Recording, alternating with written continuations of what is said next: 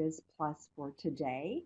I'm Kathy Joran, the director of the Food Business School of the Culinary Institute of America.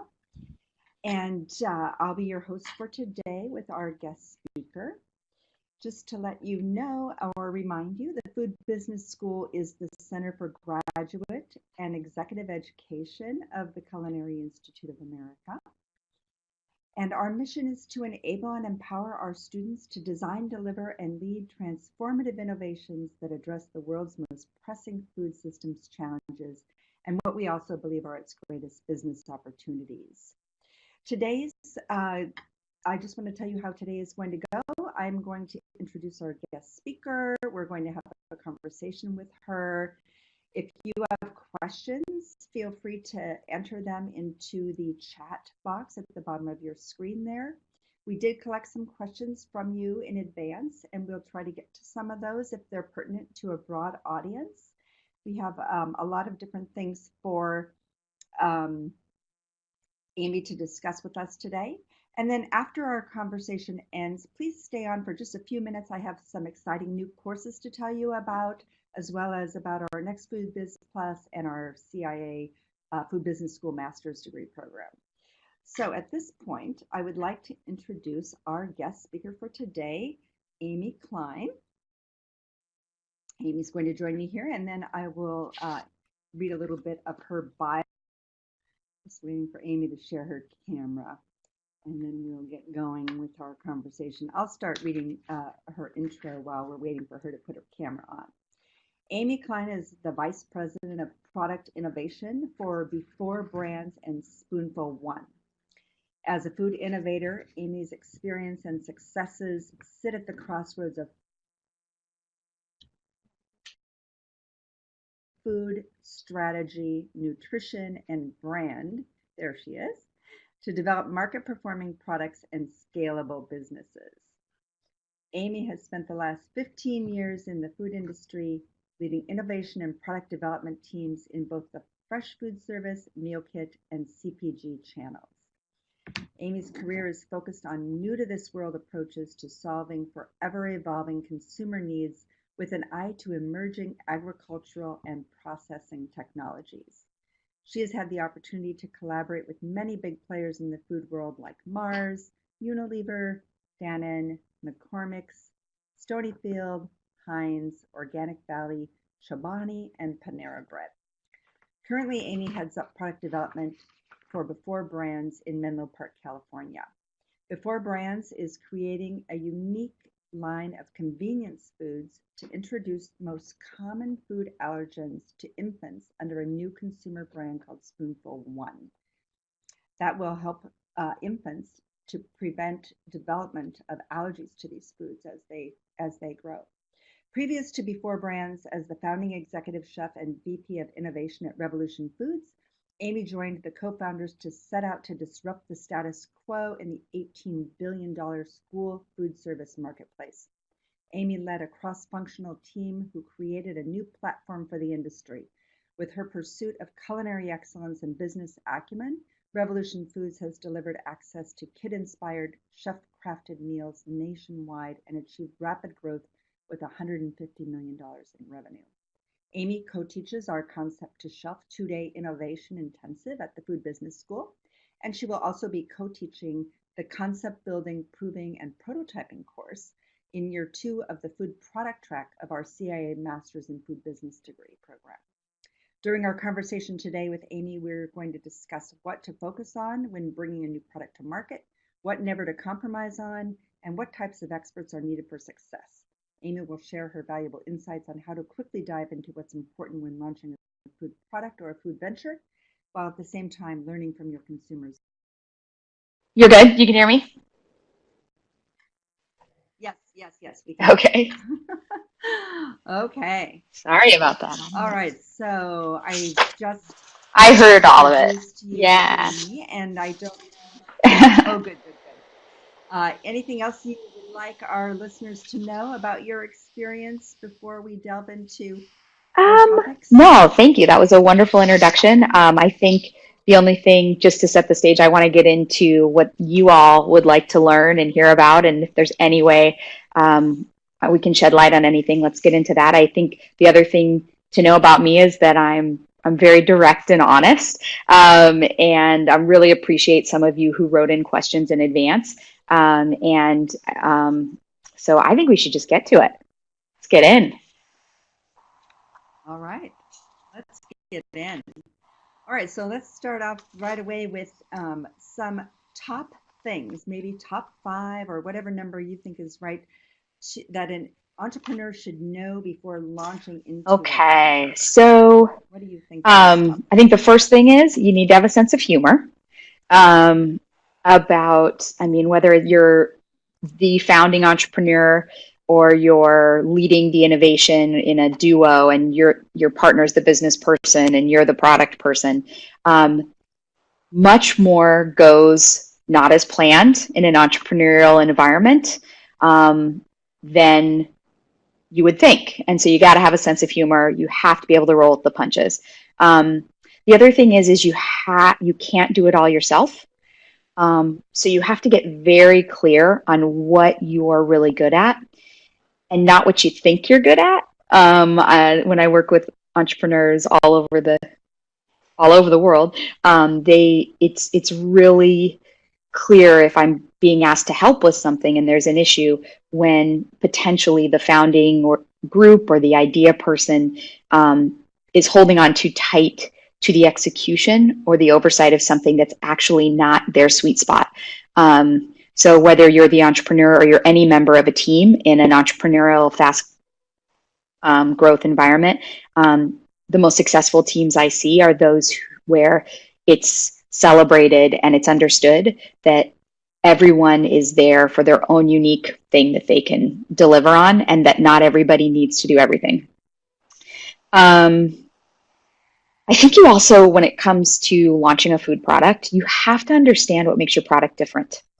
And a word we like to use in our classes is a moat. So like what's, like a moat around a castle, what is going to separate you from your most direct competition? What's going to separate you from potentially even products in an adjacent category that truly will drive and support maybe your benefits and things like that. So not only thinking about and spending time designing your actual product, but spending time designing what's going to help us stand out. How are we going to stand out? How are we going to be different? Because it is a busy, busy shelf. I think entrepreneurs have to have a thick skin. I said, as much as you have to have a sense of humor, that has to come with a thick skin. And then the other thing I just thought of was most entrepreneurs start out with a food project, food entrepreneurs, because they're passionate. It could be that your genesis story could be personal. It could be from a life experience in your own life, a family member's a friend. You could have an environmental ethic and you see something in the world you want to change. It could be health related. It could be agriculturally related. It could be food access related, socioeconomic, something you want to work on. That passion is amazing. But if you're going to launch a food product, you also have to want to run a business or let somebody else run the business for you. And the reason I think this is important is that your passion for your project needs to equal your passion for a business. As you go down the road and you access resources and other people's time, if you're not willing, if people will clue in if you're only passionate about your project, and if you're not passionate about building a strong business, it will come through. And we can talk about that more. I think that'll come out again in some of the other questions. That's great. Thank you. So what are some other important things that people need to consider when thinking about launching a product or a venture in terms of what it takes personally and professionally? I think it takes, you want to have a good support network in your personal life. It will be hard. If you're in a partnership, make sure there is bought into the sacrifices it's going to take as you are. So I think that's very important. I think that most of the food entrepreneurs I work with are very focused on designing the product and sometimes the marketing of the product. And to be successful and to really launch a venture, you need to be equally as passionate about safety and putting a safe product out in the marketplace. And it's something that to be profitable, you have to be safe. And then money helps. I will tell you, I've worked in very lean environments and I've worked in very flush environments. And having money to, I guess some of the jargon, the buzzwords we like to use is to fail fast, is very helpful. So to be able to get some resources around a table and learn as quickly as possible takes money. But then run those projects and run those engagements where potentially you have consultants and outside experts helping you very efficiently and very cost conscious. But have the money available to bring in outside help. I think that's it. Right. I remember in one of our concept to shelf courses, it came up that someone had ended up having to take out a second mortgage to make payroll and did not. No, definitely get some help before. Do not, if you have to take out a mortgage to launch your product, it's really hard it would be hard for me personally to recommend that. I think that there's a lot of risk involved, but it's also worked for some folks. So, how important is well, I suppose in launching a product into a retail market, it does location play a role? I do. I think you need to understand who your consumer and customer are, and consumer and customer can be the same or they can be different. So your customer being who is actually the purchasing decision maker. That's the person you're trying to convert. And then there's also your consumer. So, SpoonfulOne, our consumers are babies, infants, and toddlers, but our customers are moms and dads. And then we also have key opinion leaders who are pediatricians. So location matters in the sense of where are you going to find those decision makers. And in the example of SpoonfulOne, we have two levels of decision maker. We have a pediatrician who is a decision maker. They're deciding that SpoonfulOne is safe and effective. And then there's the parents that go to the pediatrician to get advice on things like this, and then they decide to purchase. So we have to figure out where to market to those two customers in that way. And we don't market to our actual consumer. We're marketing to adults. So from a location standpoint, from a marketing lens, that's a little bit. Now, geographically, do you launch your product in the West Coast or the East Coast? I think ultimately what I would say to an entrepreneur is launch it near your house, launch it near yourself. If you're an entrepreneur who actually has raised some money and you have there's a different expectation around a more national launch, you can still launch a product in 1 to 2 regions because as an entrepreneur, you are going to have to physically on the ground support the launch. And it is as exciting as it is in the beginning to travel to do that. It is incredibly exhausting. And so I guess I would say launch as close to home as your growth and investors allow you to until you can proof of concept and then hire help and blow it out.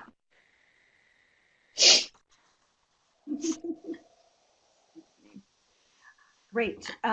So next is how important is it to be innovative when developing a product, or can someone be successful in launching a product that is just a variation on something that's already so successful? Innovation, it's almost we talk about it a lot, some of my colleagues and friends and I, and the answer to your question is yes. You can definitely be successful launching something that is a twist on something that's already out there. But I don't necessarily call that's not what I would call big I innovation. That's what I'd call little I innovation, and it's fine. And that's what most innovation, in my opinion, that's what most innovation is out there. You see natural food companies developing 100% organic, non-GMO certified, farmer-supported tortilla chips, trying to take market share from Doritos, for example, or Lay's and things like that. And so they're being made, those tortilla chips, with, agriculturally responsive corn and organic cheese and non-GMO certified testing around them, and maybe more current branding, are being made in similar factories as all of the conventional chips that we've seen on the shelf forever. And I'll take it back to that an original question, the newer, better version, one might, this new entrepreneur who's bringing the better version of the corn chip with these other attributes, they are focused on their moat.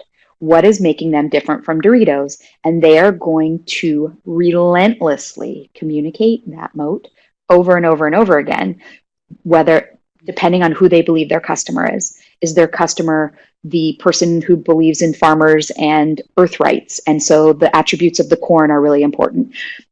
Is their consumer really concerned in an organic diet? Is their concern, so the answer is yes, of course, but it can be hard because the shelf is crowded unless you focus your message around your differentiating properties and your benefits. Because most of the time, when you launch a little I innovation, it costs you more than the people are sitting next to you or even a shelf down in the same aisle. So if you're going into snacks or you're going into yogurt, why is your yogurt different? They're doing it for less money because they've been at it longer and they're scaling. Well, and I would think that if you're doing that, it has to be in a category that's large enough to support or a new large enough. Yeah, that's a great point, Kathy. Right. And that sometimes those large categories get stale, we say they're ripe for disruption. It's, you think about, I brought the chip example. I think yogurt in the same way. There was not Chobani. There was not Faye in this country, at least. What do you guys think? 8 years ago? Like, yogurt exploded, what's going to be next? I don't know, drinkable, the drink category, the beverage category is really going on right now. So sometimes it is those big categories that get stale. And then that's where exciting entrepreneurs with a fresh way of looking at it, who have identified really what the consumer base, connecting trends in health and wellness or food or agriculture to today's consumer, can be successful. Right. Now, what about the challenges of trying to launch a product in an entirely new category? Is that yes, that's what we're doing. Yeah, that's what I'm doing currently. Because for example, the SpoonfulOne products look like products on shelves. So we have we make these products to basically help parents reduce the risk, almost 100% of their child developing a food allergy. And the rates of food allergies are growing at an epidemic rate at this point. So we're not out there to bring novel new food forms to market. We're out there to deliver that science and turn back the clock on food allergies. And so our foods, we have baby cereal and we have crackers, and they're all safety designed like all the other national infant and toddler food brands, because we don't want moms and dads to have to learn to understand how to use our products. We want them to look at the actual food and say, oh, I know how to use this. It's a cereal puff. So, but we cost a lot more than a cereal puff. So that's where it can be hard. We're launching a new category of kind of like food as medicine, and partnering with retailers and our online e-commerce channels. Where do we fit in? Who's like us? Because if we just get thought of as a baby cereal, they've missed the point, and they'll miss the premium, they miss our moat, they won't understand us. So launching a new category is is tough. And you think maybe probiotics over the last 15 years have come more mainstream. Alternative meat. We've just had a meat company. We've had a meat company just go IPO. A meat alternative company, Beyond Meat. So I think that whole category 10 years ago, now it's an IPO'd company, and they've developed a category. Tofu isn't just for vegetarians. Impossible Foods, still a privately held company. White Castle, Burger King, so things like that. Mhm. Tough but doable, and that's big eye innovation, from my lens. Big eye and Big money lots backing of too. Big money backing. Though the guys at Beyond Meat, they started pretty small and humble, and they started with their science. They started with a passion. They're vegans. I know them from a long time ago, about 13 years ago now. They happen to eat plant-based diet, and they're huge environmentalists, and they have a scientific background, and they figured out a way to create their protein, and have it taste good. So, yeah, phenomenal. it's really exciting. Growth in that industry. Um, do you have any tips on helping entrepreneurs narrow down who their target customer is? Yes. How do you identify that? So you have let's put the blocks back together. So you have a passion, you have an idea, you have a product, you've done the harder work of deciding what your mode is. You think at that point, you think who your consumer customer is, right? And so you just like the moat, you think but actually write it down.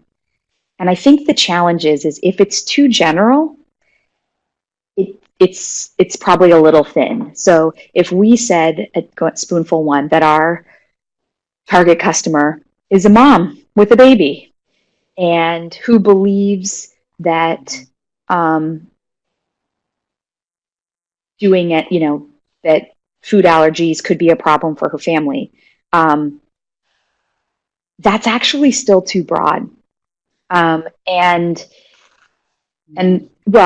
I can say because we tried that for a year and a half, and we weren't connecting with moms, and we realized, wow.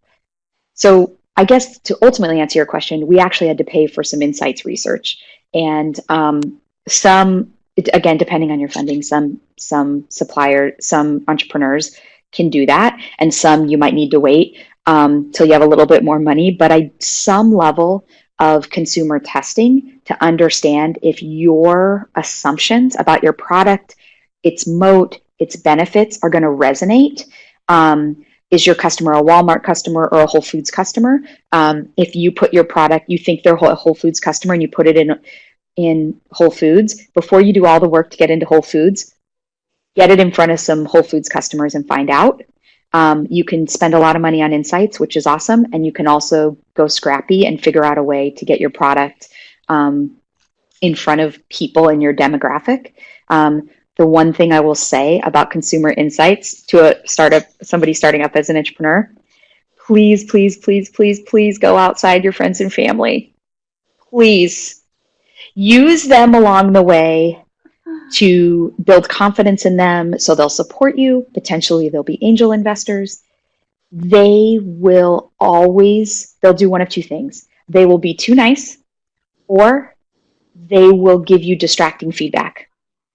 So find a way, if you're working on a product for families for better or for worse, moms still make 80% of the buying and food decisions for their families. So in your community, where do moms hang out? I don't know. Is it the coffee shop?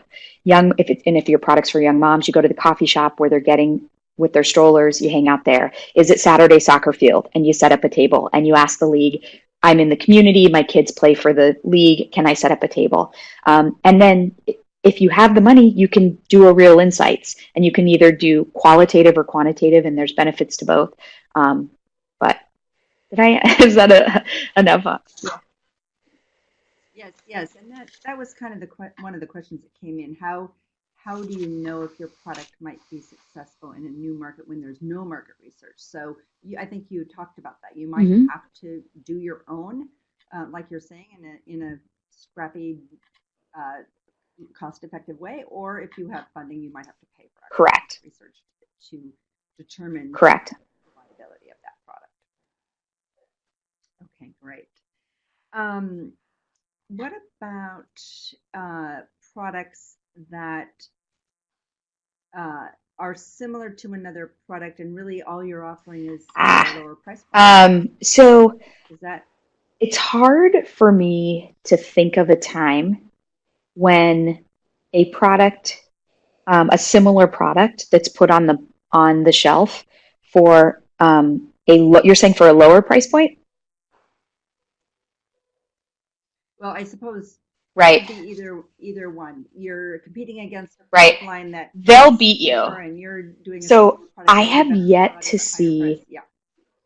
if I would love to talk to that entrepreneur and just understand their thoughts, because I might definitely, I could learn from that. My guess is if you go into a market and you put your product that's like, not it's super different, but like somebody else's product for a lower cost, they're already on the market. They have more scale than you. They will just undercut you.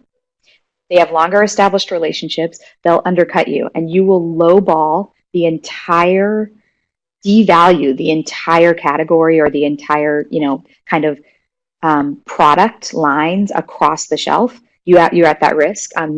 And now, being under by 2 cents, being under by a penny, having a pricing strategy that supports a go-to-market strategy, because you don't have loyal brand customers. Your customers are all loyal. If you're going out there and there's already something on shelf like you, somebody's already loyal to another brand. So to capture loyalty, you might be able to do that with more attractive packaging and 5 cents off. That's okay. But being significantly cheaper on shelf, ultimately, I don't ever see that work. I see those groups off significantly if there's a big price delta. The consumer, at some point, you might just be pulling that out of your margins, but I'm sure it could work. I'm sure it could work in some example, but it's not commonly a strategy that's used. Mm-hmm. Mm-hmm. And if you're going into a category and you're higher priced but not differentiated enough, Correct. you're also not likely to Correct. Because correct. Differentiation and perception that way. Okay, great. Let's talk about how do you determine what experts you might need to consult or what experts you might need to hire within your organization. You talked a little bit about knowing your own expertise. At what point? Yeah, that's great. So again, most of the entrepreneurs, and it seems they come from, they're either the science, they're the product, they're the business, or the idea. So start with what you are, what you're going to do. I will say that quality, QA, we say in the quality assurance. So somebody with a microbiology degree, microbiologist, is somebody that if you're putting together a business plan for a food product, you want to consult with and have somebody on the other end of the line as you build out your supplier relationships and your manufacturing relationships. And if you're going to be manufacturing this yourself, you're going to need the same resources. It is invaluable. And if you do that later, there's a lot of cost to running a SAFE program. And the earlier you can understand the safety risk areas just inherent in your particular kind of processing that you're going to do and your particulars for your supply chain, the more informed and strong your business model is going to be. Let alone you have a responsibility to put a safe product on the market.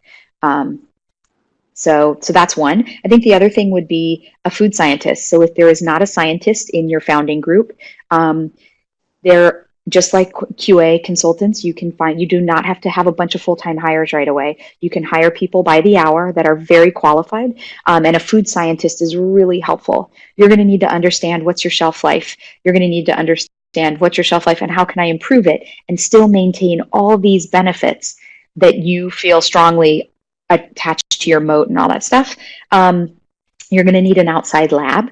And either a QA consultant or a food scientist should have a few labs that can help you. And labs do things like water activity and moisture reports. They run the shelf life studies. They can do all kinds of analytical testing that will need to get done in order to build out a product that's ready to go onto a retail shelf.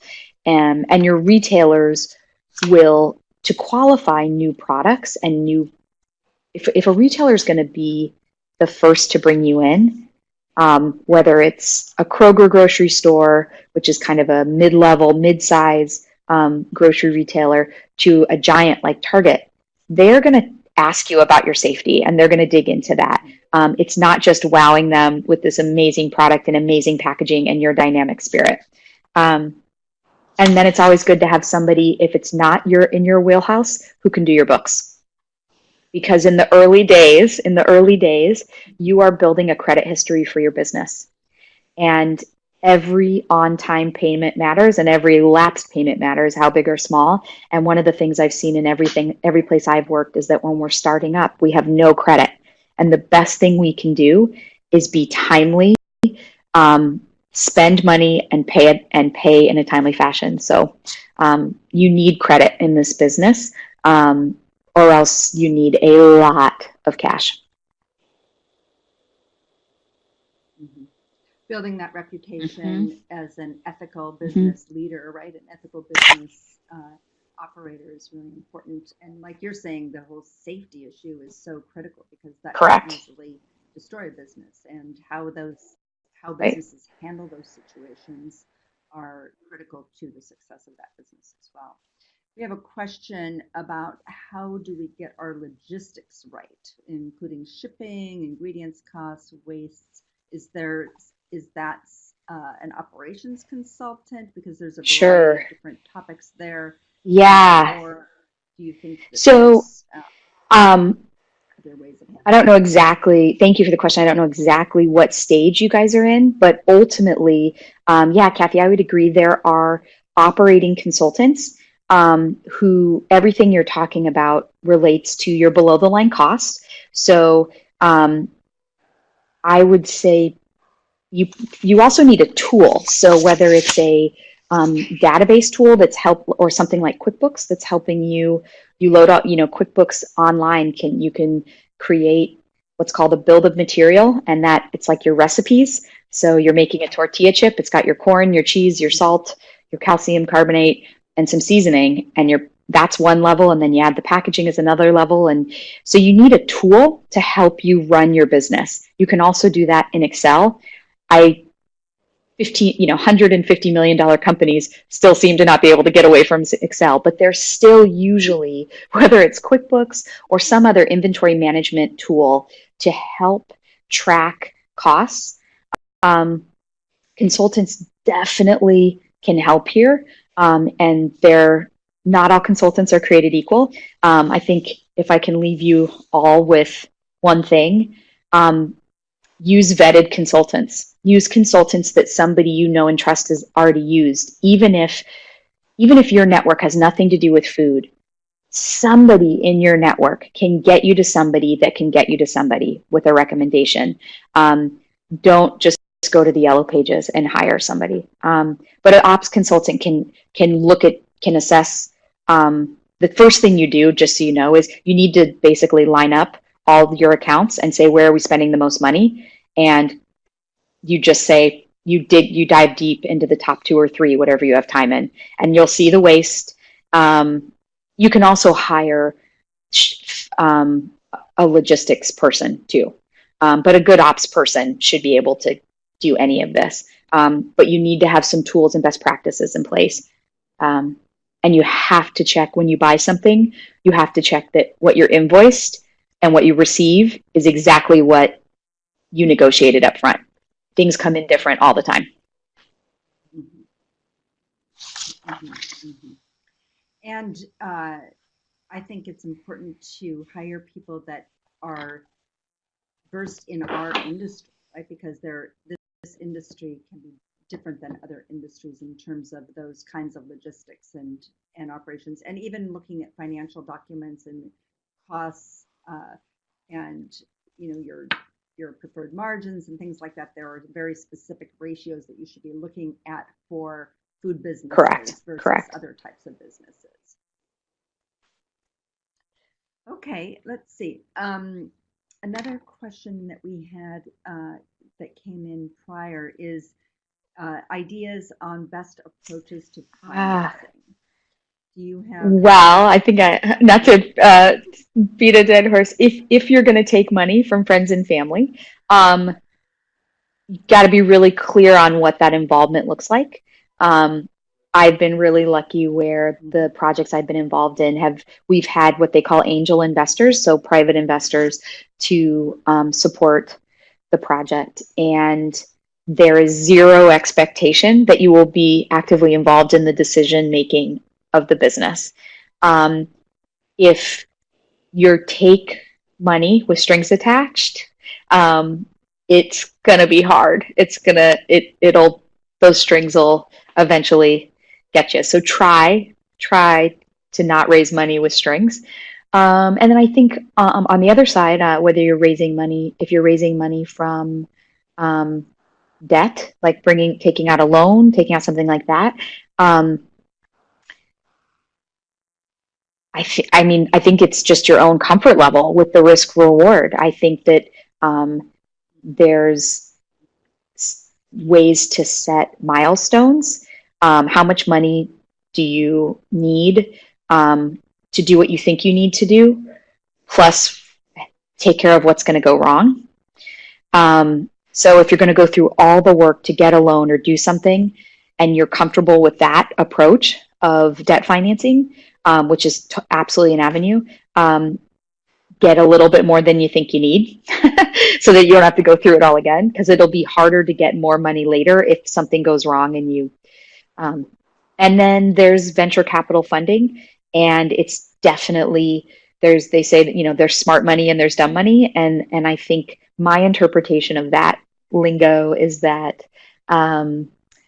smart money comes from investors, venture capital investors, who demonstrate to you as the entrepreneur that they genuinely, in their own fund mission, believe in the same goals as you. You have aligned goals in their mission, whether it is, and I think that you guys, everyone can have a nice, steak dinner together and it feels good.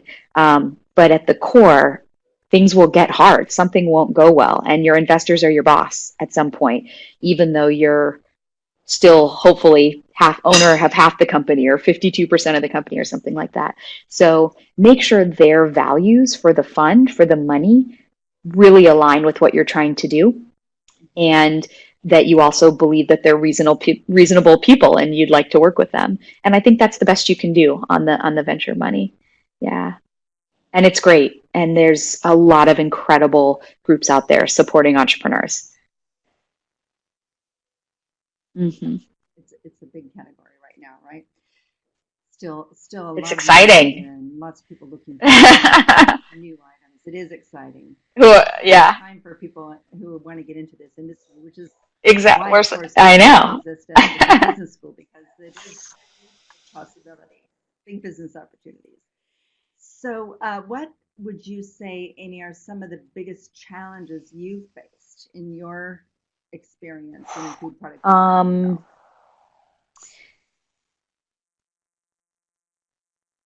Well, there's been a lot of them. I was thinking about this, Kathy, and I just like, God, what would be the most helpful answers for you guys?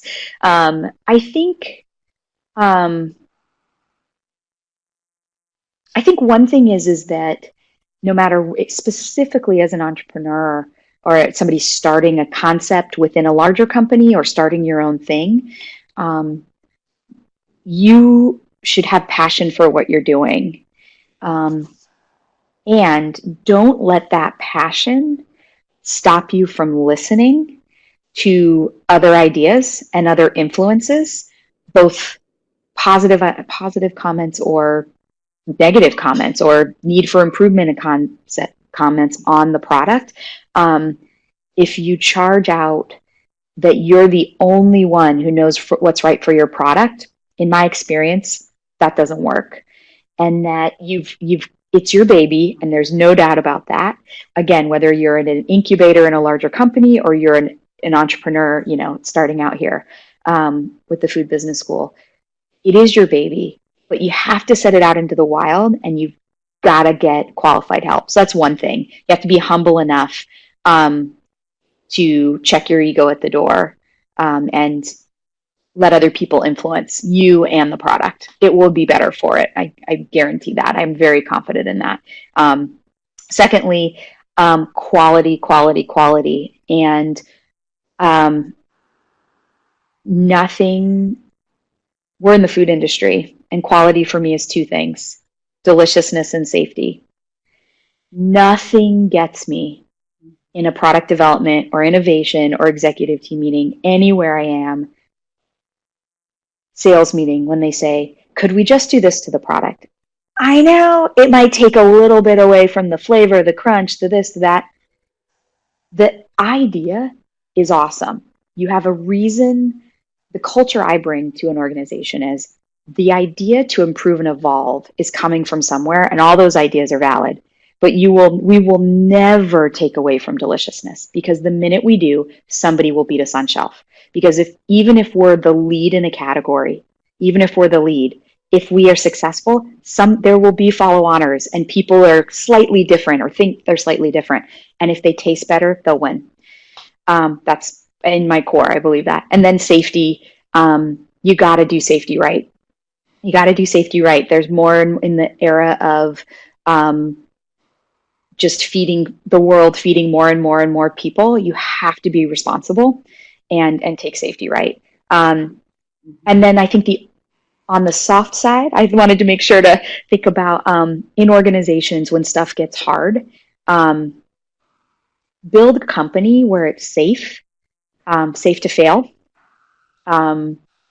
It's really, and that's a whole class on itself, what is failure and stuff. But I'm telling you, entrepreneurs, and if some people don't like that word failure, but build a company where it's safe to stumble, where it's safe for something not to go perfectly as planned, and celebrate along the way. Because in an entrepreneurial environment, most people are doing the work of 2 to 3 people. And it's hard work, and they are launching and helping with your idea. And that doesn't mean you have to overspend on juice machines and all these other corporate perks and things like that. Stay within your budget. Please stay within your budget. But listen to your team and figure out ways to celebrate them. Yeah.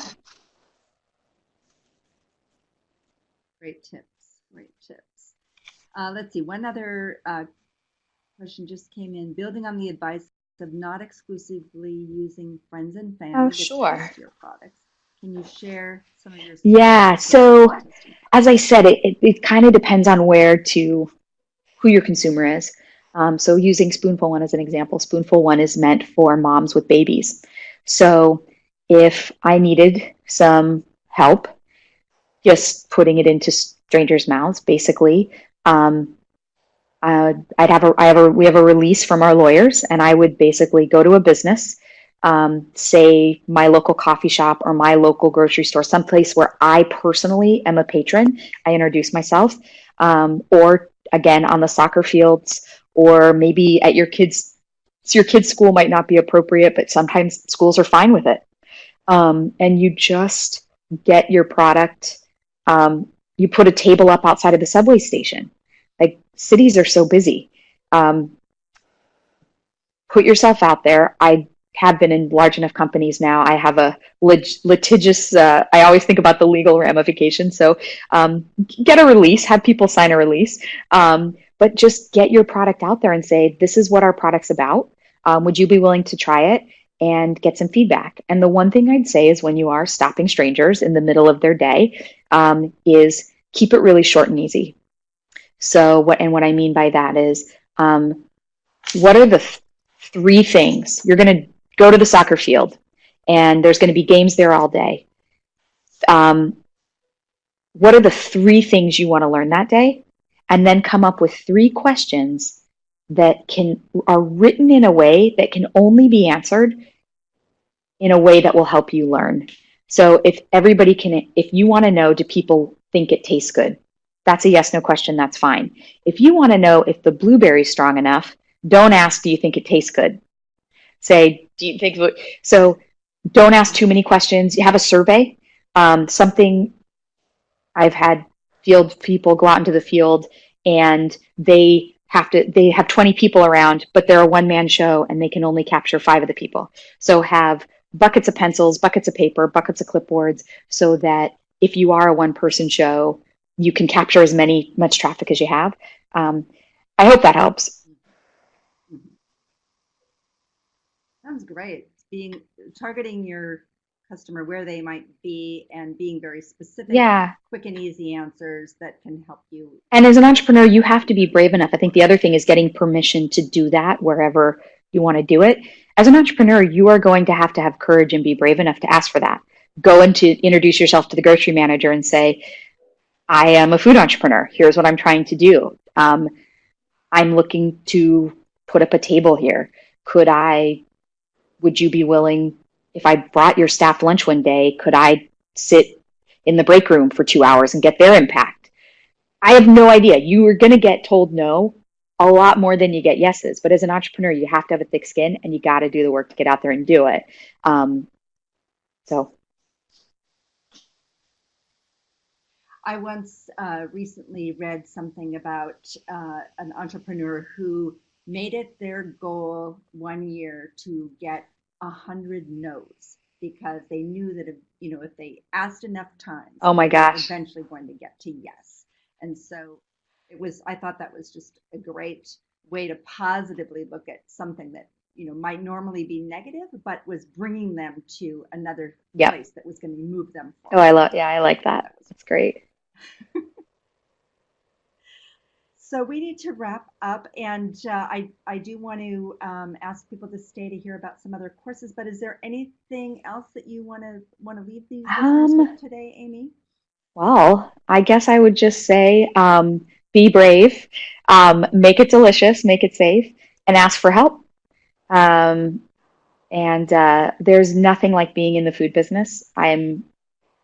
It's food is love, and it's how everybody around the world connects across the table. And it's really great that you guys are choosing to spend time and invest in yourselves by participating in this. So I hope to bump into some of you as at the Food Business School and in other programs. And if you have any feedback, please share with Kathy. We'd love to hear and keep improving on everything. So thank you. Thank you so much, Amy, for your time and your expertise. Really appreciate it. And of course, all the best for SpoonfulOne. We're excited to see the success of that grow exponentially.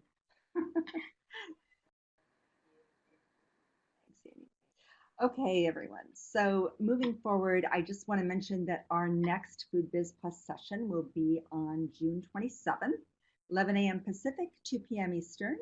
And this will be with Debbie Benedetti, who is a food business career coach, works with many leaders in our industry, and is going to share her insights for great leaders and head up very specific topics on what makes great leaders. So please feel free to get to our website, foodbusinessschool.org, sign up for that webinar. You have to sign up for each one, and then you'll receive the link and the reminders to join us for that particular FoodBiz Plus.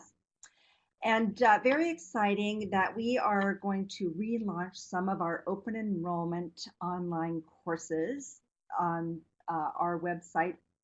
You sign up on the website, but they will actually be delivered on Teachable. These are new versions of some topics that we've addressed in the past, but with some fabulous faculty, and we're going to be offering them. They're 5 weeks long. They're all going to be offered through July and August in the same 5-week session. Building blocks of brand development, insights from food experience design, and the basics of food venture formation and financing. They're self-paced, easy to access, very reasonably priced, and we also have a bundle price for these three if you wanted to take all of them. These will be on our website and available for sign up in the next week. So please check out foodbusinessschool.org, look for these courses and sign up. They'll be offering some invaluable expertise from great faculty. So looking forward to having you join us for those. And finally, I did want to mention our Master's in Food Business degree program. This is a new master's degree that we're offering through the Food Business School. It's a 2-year online program that yields a master's degree in either restaurant and food service business or food product development. It only starts once a year, and we're currently accepting applications for fall 2019. The cohort is nearly full, but we're still accepting applications. And our inaugural cohort has just finished their first year and moving into a summer session and then on to their next year beginning in the fall. This program is available. You can get to this program through a direct link from foodbusinessschool.org, or you can also go to ciachef.edu/masters.